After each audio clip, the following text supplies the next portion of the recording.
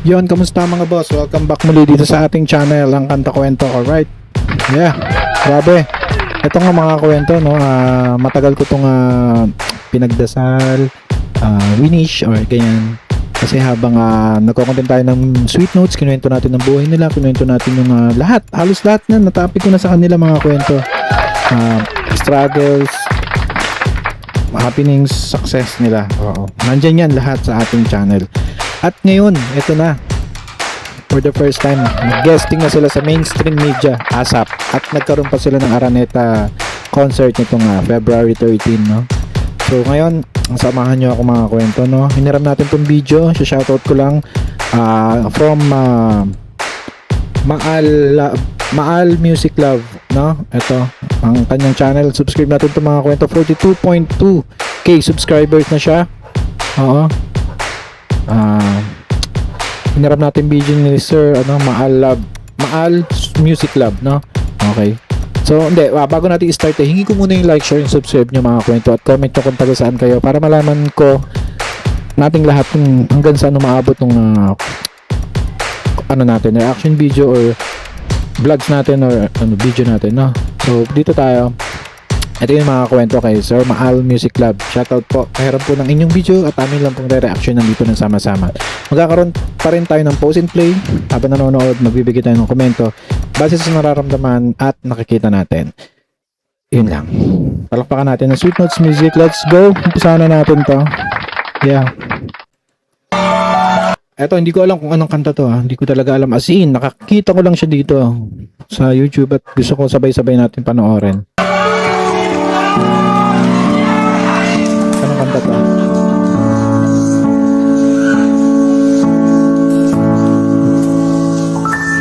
Hindi naman to yung look at this play. Hindi naman yata. Or hindi ko alam parang hindi. Let's go. Di maami. Alright. Ng damdamin. Taas na tong kanta na to. Actually, si BJ, sobrang hirap siya sa kanta na to. Grabe, kamukha niya na si Jimmy Bondok dito. Ganyan mukha ni Jimmy Bondok na medyo pumayat. Na ngayon wala ka na sa aking piling. Yeah. Araw-araw. Sayang, dapat yung parting time sana, no? Dalangin. Tsaka sana nagigitara. Mas maangang si BJ pag nagigitara. Sorry, ang dami kong request Pero maganda sa kanta na to. Yeah. Ngunit pa nga ba ang pag-ibig mo'y magbabalik? Pati ko na sarang nila ng labi. Alam mo kung may bigyan silang kasama kanina. At sinabi ko sa'yo na kaya ko. Medyo parang na-out of tune si ulitin ko lang si kinakabahan siguro to. Si Charlotte. At sinabi ko sa'yo na kaya ko limutin ka. Bakit ngayon'y hinahanap kita? Kasi mga kwento, kahit sabihin mo sanay na sila sa stage, iba pa rin tong ASAP mga kakwento. Sobrang iba to. Kasi isipin mo na to, napanood ka ng buong mundo, napanood ka ng sa studio, may director, ang daming camera. Di katulad sa mga concert nila, camera nilang nila yung nandun at yung mga taong nandun, no? So ito iba to, kaya ibang pressure sa kanila to, at tsaka unang-una first time nila to. Yeah.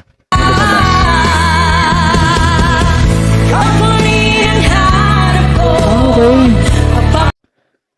Parang inedit na rin kasi ito ni Mr. ni Maal Music Club, no? Talaga may kasama pala sila. Kayo kinakat lang. Ulit. Ayun,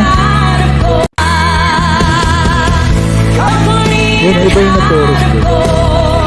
Mapapatawad ba ako? Ulit sa sambitin. Sigaw ng damdamin. Mahal pa rin kita. Giliw ko. Si Darren Espanto. Kinat na lang ni Sir Maal Music Club, kinat niya na lang yung mga part ng Sweet Notes. Ang galing.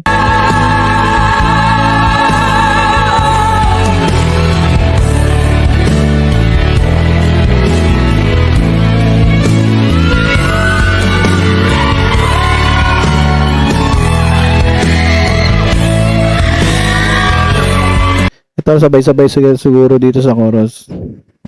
Sino ito nadagdag? Cutted na pala tong video na to, no? Hindi pala to yung ano.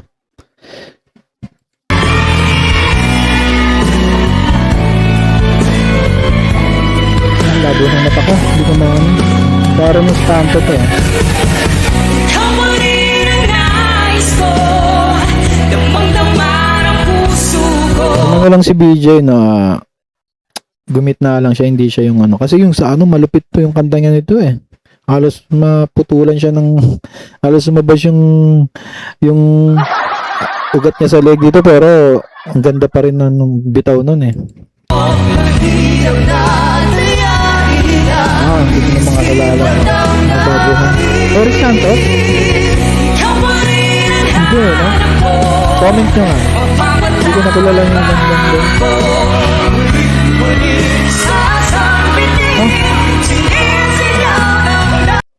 Darren Espanto ba to? Parang nagkamali ako. Hindi ko na mga makilala, mga bago. Di na rin kasi ako masyado nanonood. Hindi na talaga ako nanonood ng ASAP. Mahal pa rin ikaw, hiling ko. Ikaw pa rin ang nais ko, damang-dama ng puso ko. Wala ko tapos na.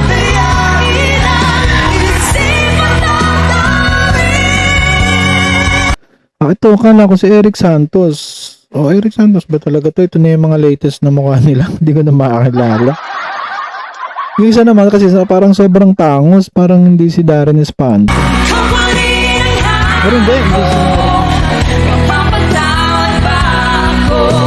Ulit-ulit sasabihin, hindi si yung Darren. ikaw lang damdamin. Pero pamilyar yung mukha. Ikaw, hiling ko. Hindi na nakasabay si BJ.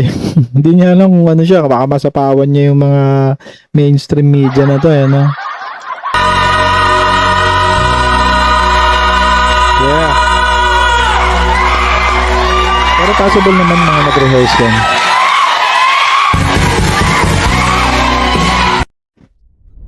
Yun lang.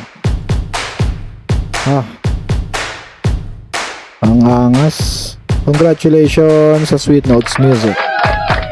Nag-asap na kayo, no? Sana next time guess kayo yung may gitara naman. Yung talagang doon kasi kayo malupit eh. Yung ano eh, yung may instrumento kayong hawak. Mas nalalabas niyo yung boses niyo ron eh. Lalo ka na BJ, ikaw.